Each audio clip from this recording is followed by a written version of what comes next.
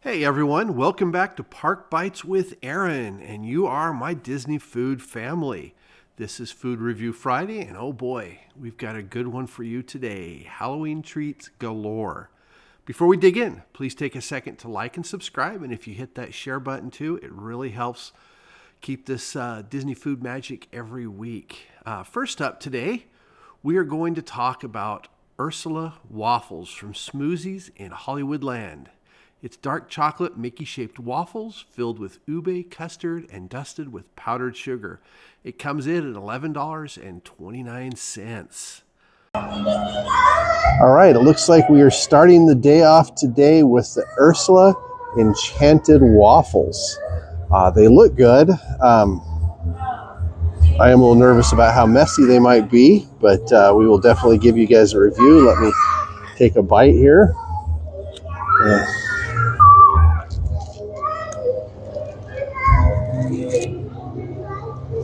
Got none of the inside stuff. They're very chocolatey, nice and crispy. They really lack flavor. Now the good. It's not overly sweet. That ube custard was extremely delicious. And honestly, is anyone else feeling like this year is the year of the ube? Syrup really brought it all together.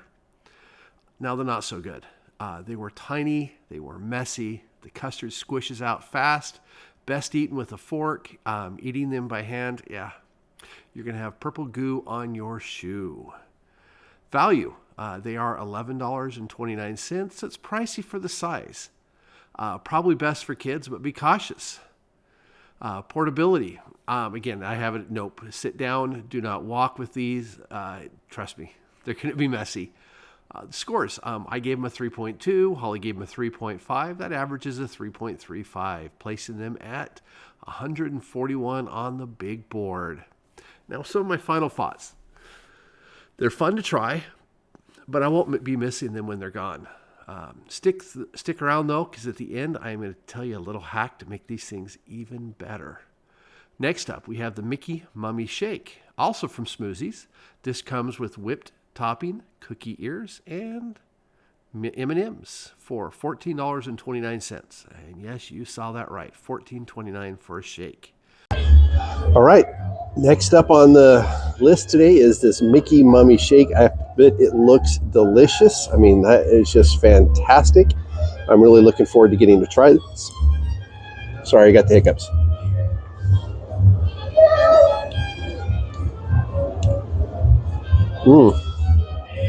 That's very chocolatey. That's very good. I think they're super cute. It's very chocolatey, a good chocolate flavor. I like it. The good. It was super chocolatey. It is adorable, but not as adorable as Holly. And I love the white chocolate wrap on the cup. On a hot morning, it actually hit the spot. The not so good. It's just chocolate. Nothing special. We didn't even finish ours. Again, I do apologize for the waste. As far as value goes, I am giving them a thumbs up. I'm sorry. Can't read. Thumbs down. They're way overpriced for average flavor. They're just a chocolate shake. Portability, there, thumbs up. This one gives a grab and go. However, they do rim the top of it in some frosting with sparkles on it. That can get a little messy if you get it on you. That's one thing to keep in mind. So be a little cautious about that. I gave it a 3.8. Holly gave it a 3.5. That's an average of 3.65. Landing at 114 on the big board. It might be too high, but honestly, that's what we gave it. Final thoughts. Make it a peanut butter chocolate with a brown and white cup wrap, and we're talking iconic. But they didn't do that. Now let's move over to Cars Land. We're going to talk about the Cozy Cone Motel number 3 for the slow burn mac and cheese. It's pasta topped in hot red, spicy pepper cheese sauce, served in a brown cone, topped with chili cheese puffs dusts, and it is $11.49. All right, so now we're trying the slow burn mac and cheese from Cozy Cone number 3. I'm going to have a little hard time actually eating this on camera because I got two hands, one holding the camera and one holding this. I forgot my tripod today, so You won't get to see me try it, but I will definitely give you an opinion. It looks delicious. I mean, look at this thing. I mean, look at that. Oh, yum, yum, yum, yum, yum. I'm really excited to try this. Actually, I tried the interest and tried the cone. All right, now the good. It was pretty tasty. The spice sneaks up and lingers, and it's called slow burn because it just keeps going and going. I actually kind of like that, and it looks amazing. It's really cool. Now the not so good. The bread cone had no flavor, and we're talking like cardboard, no flavor. I was so surprised. I expected it to be good. It needs more texture. That cheese dusting curls they put on the top just wasn't enough. It needed more. As far as value, I am going to say, yeah, this is definitely a thumbs up. It is a pretty good value. You get quite a bit. It is filling. As far as portability, it is portable. However, when I sat mine down on the table to do some videos, it all spilled out. So do be careful of that. I brought a little baggie with me when I took it and took it home, and that actually worked out really well. As far as scores go, I gave it a 3.2. Holly gave it a 3.5. That's an average of 3.25 with a big board ranking of 159, one of the lowest today so far. Final thoughts on it. It was spicy, it was fun, but even better reheated at home with ranch dressing. It really balanced it out. Now for a Disneyland treat. We're going to hop over to Harbor Galley, and we're going to eat some pumpkin cookies near Haunted Mansion. It is a ghouly treat. It's $13.79 for 13 cookies or $7.79 for 6 cookies. Now, I'm going to tell you right now, Holly, there was no way she was buying 6. She got 13. Matter of fact, she wanted 2 batches. So, hey, let's try this again here. We've got the pumpkin cookies from Harbor Galley. They're warm. They're soft.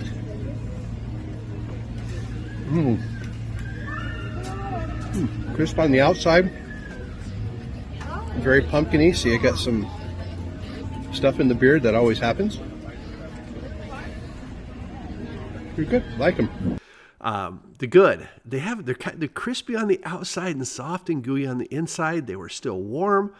They're not too sweet, and they're really good dipped in that cream cheese whip. They're not so good. The dip tasted more like whipped cream cheese. Now, again, they have that whipped cream. It was whipped cream more than cream cheese. It was cheap, disappointing, and yeah, the cookies are on the small side. They were pretty small.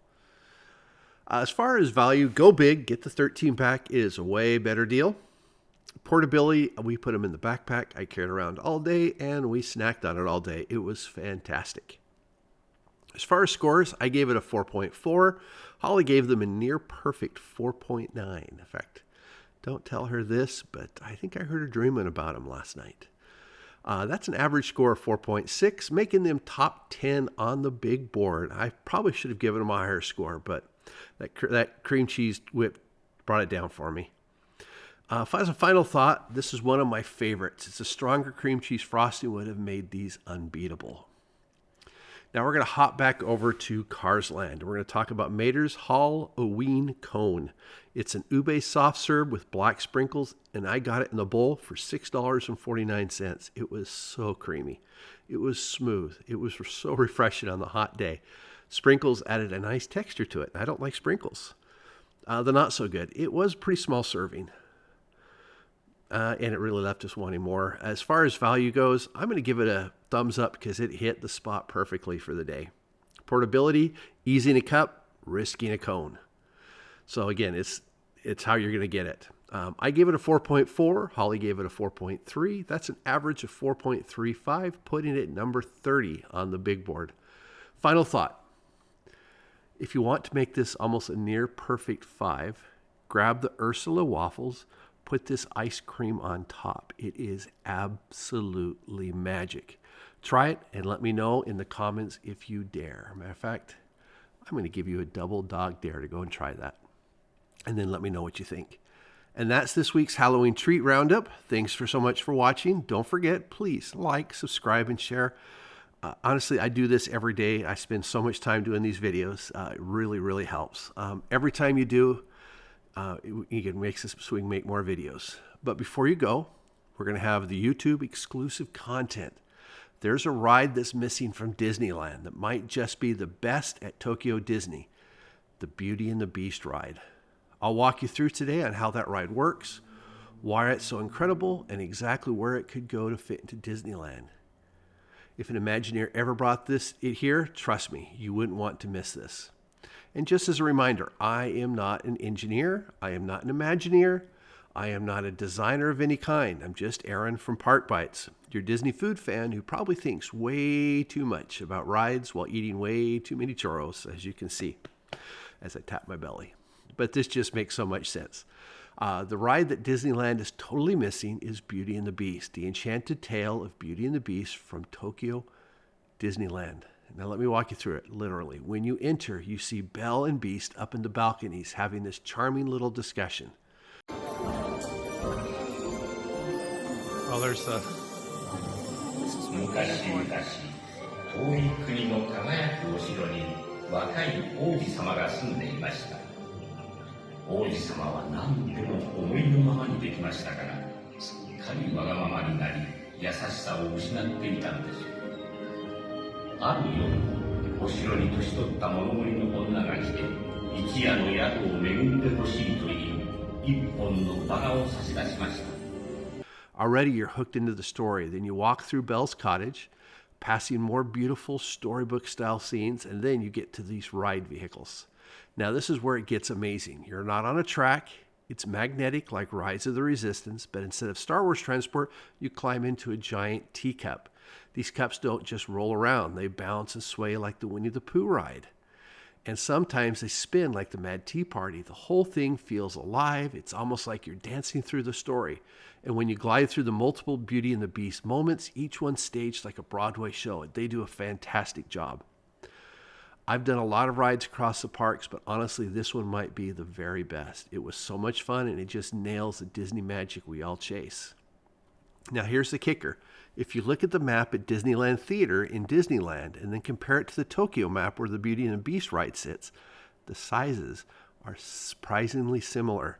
And that's what got me thinking, what if Disneyland reimagined that space? Instead of a theater that only gets used never, we get a new anchor attraction, a true crown jewel of Fantasyland, Belle's Village, Beast Castle, and one of the best rides Imagineering has ever built.